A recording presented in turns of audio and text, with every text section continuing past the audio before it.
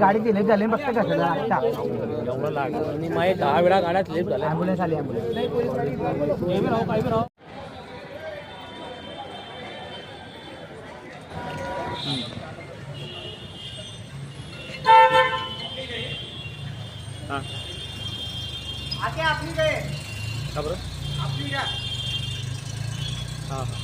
काय सांगाल आपल्या बंधूची अपघाती मृत्यू झाली की प्राथमिक माहिती समोर येते आहे, नेमकं काय आहे का?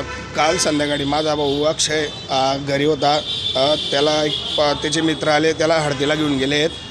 त्याच्यानंतर ते हळदीला तिकडे गेले असताना रात्री त्याचा घात झालेला आहे. घात म्हणताय की ॲक्सिडेंट म्हणताय, पण ॲक्सिडेंट झालेला म्हणताय, पण ॲक्सिडेंट नाही आहे त्याचा घातपात केला गेला आहे. तर आम्हाला न्याय पाहिजे.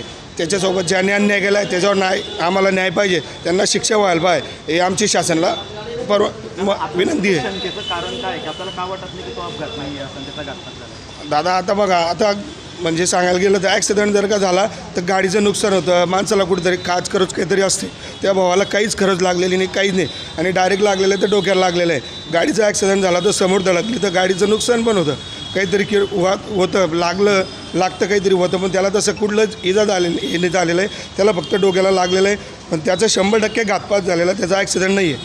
आपलं नाव? करण देशमुख.